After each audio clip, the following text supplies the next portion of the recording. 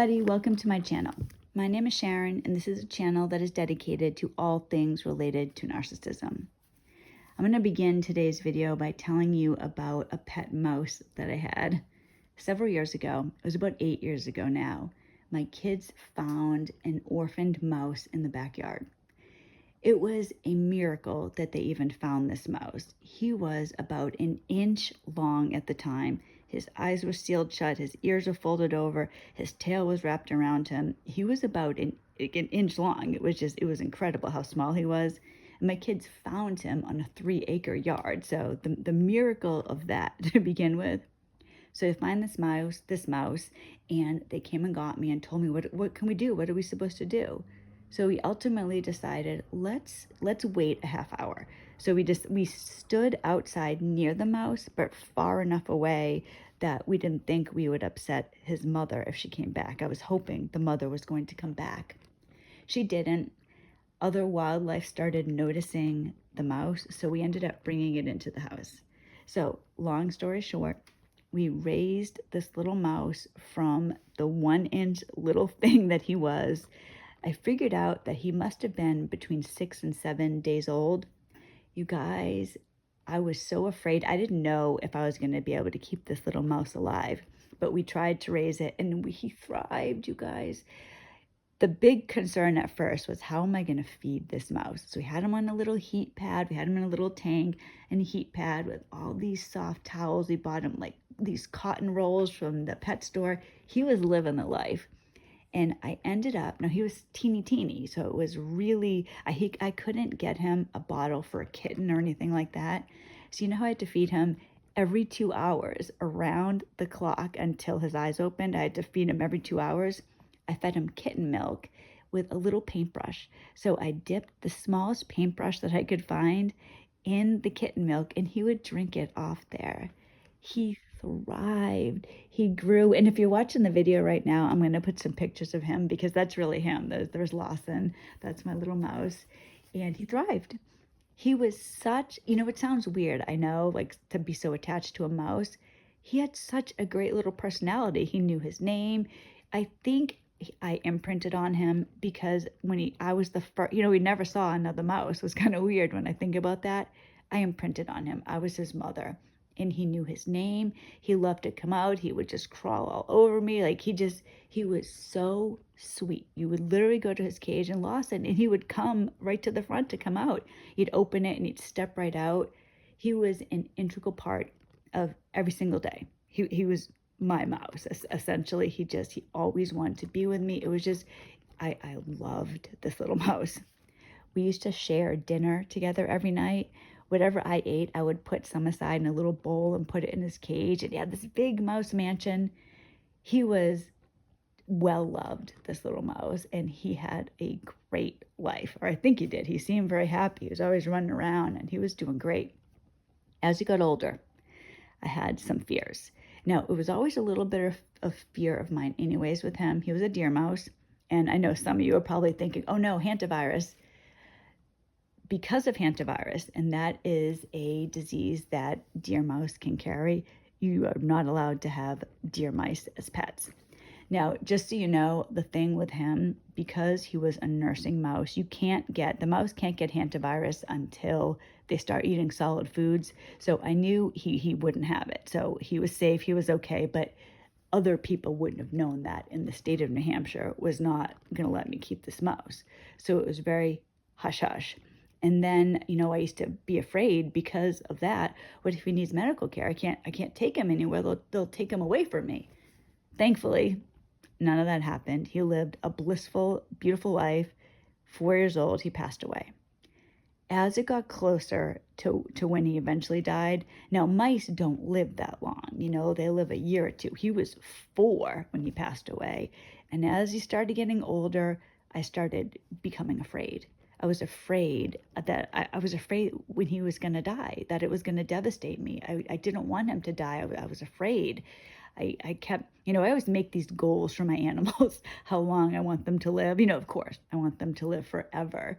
But with the mouse, I was like, oh, I know he could live to 8. So I was hoping 8. So he was 4 when he passed on. Luckily, he never needed, he had just a great life, you guys. He never needed any medical care. He passed away one day, right, of old age. And when I found him, I was shockingly calm. I was okay. And that whole day, so I found him in the morning. That whole day, I was amazed. I can't believe I'm actually okay. I am handling this really well. I can't believe it. We had plans to go out that night. So my kids and my daughter and I were doing a mother-daughter group, and my son came too, and he would hang out with the brothers of the daughters in the group. So, Paris was like, we don't have to go, Mom. It's okay. And I was like, no, I'm actually feeling okay. Like, I just couldn't believe it, you guys. It was just, I know I keep saying that, but just when I thought how I would be compared to how I was actually feeling, I thought, wow, I'm really handling this well. That is until we went to the group. We're at this group, we're sitting around with a bunch of people, a bunch of mother-daughters around this like fire pit, and suddenly it hit me. And I just was devastated, gutted. And I'm around a bunch of other people, so I didn't want to start crying or having people know I was having this problem. So I'm biting my lips and biting the inside of my mouth. And I kept going to my car, and Paris knew something was wrong at that point because I went back and forth. I was wearing my sunglasses. When it started to get dark, I didn't want anybody to know, but I was really struggling to control myself. Finally, we got out of there, but it hit me there. Later it hit me. And that's the way it is for me. And maybe that's the way it is for you. And I want to talk about that because now I'm being hit hard with everything related to the narcissism. It's like when Lawson died, it's nighttime now. Now I'm being hit. Now, this doesn't happen to everybody. This didn't happen to Joe. One of the things with Joe, and this is just two different ways that you can handle everything that happened with narcissism. I felt like in some ways I just flew through it. It was very difficult. When I say flew through it, I mean the last few years, leaving the ex, getting the divorce, moving to another state. I felt like, all right, I'm taking one step in front of the other. My concern was my kids and making sure everybody was okay, making sure Joe was okay, his kids were okay. That was always my focus. The animals. When I moved here, some of you may remember my dog Pac had cancer.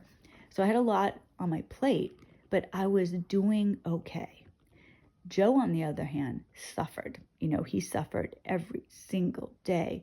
Now he's starting to kind of be off that path, and he's moving forward, and he's living more of the life that he wants to live. I was the opposite. I was doing way better. Now I'm having my Lawson moment. I'm feeling it now. It's hitting me now.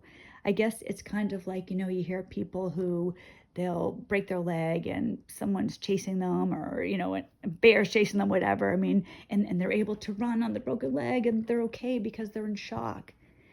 I want to warn some of you with today's video that if you're like me, shock might wear off.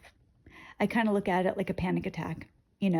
Joe is very prone to panic attacks. So sometimes he'll have a panic attack and it'll be the middle of the night and he wakes up and he's having trouble breathing and he feels like he can't get any air, and he just, but a panic attack is, anyone who's had them, you have fear and cortisol just rushing through your veins, and you're out of control of your own body.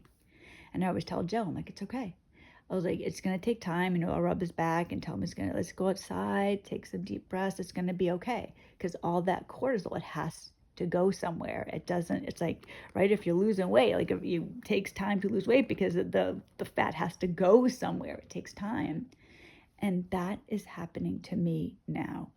This has been such a struggling year for me because all of a sudden, it just seems like out of the blue, things I never felt before, things I never dealt with are smacking me in the face. I am feeling such anger, just rage, such disappointment, just such shock. And I guess shock would maybe be the best way to describe it. I cannot believe that this horrible thing happened. I can't believe it.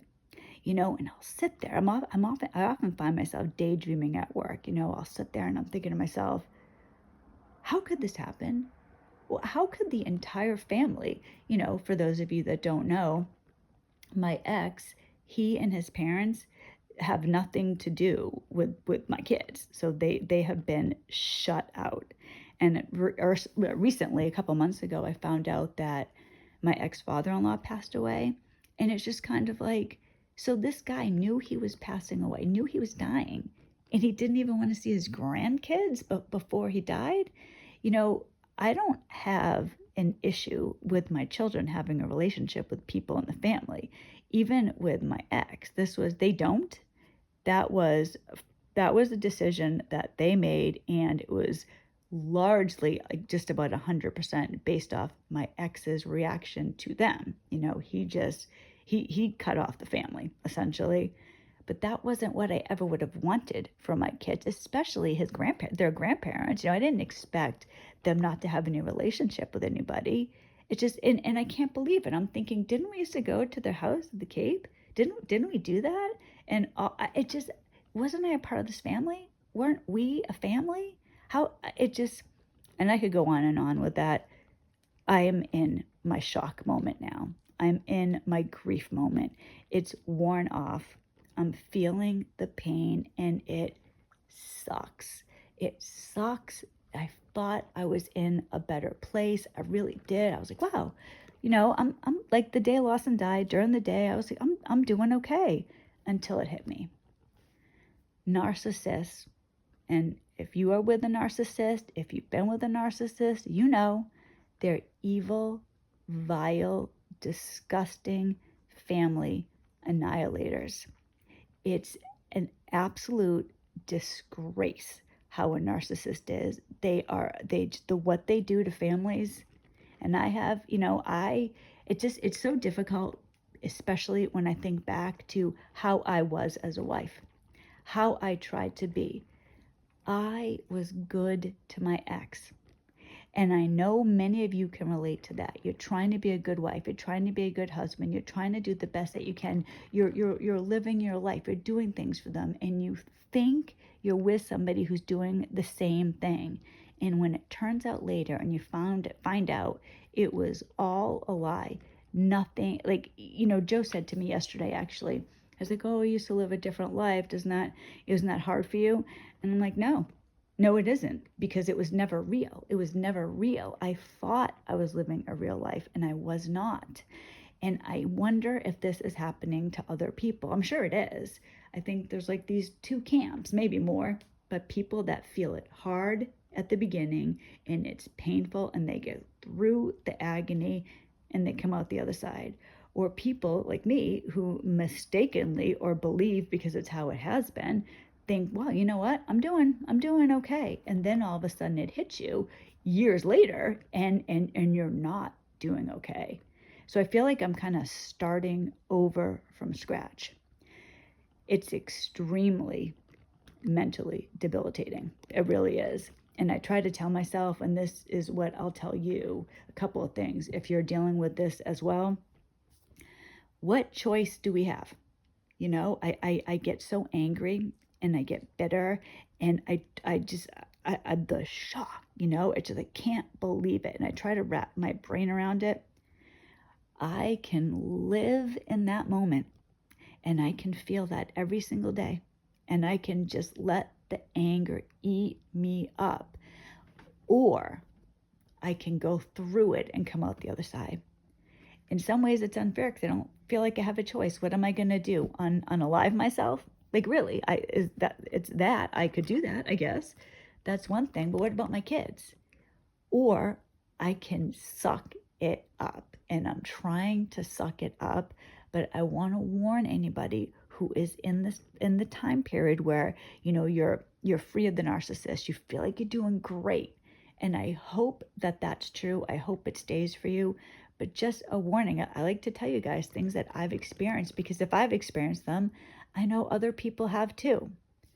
I want to end this video with a quote that I saw, and I really think that maybe this will help some of you as well. I sat with my anger long enough until she told me her real name was grief. That's C.S. Lewis. It's something, when I saw that, it gave me pause. So I am in the process now of trying to get through it. It's very difficult. I feel like I am walking through mud most days, but I'm committed to doing it.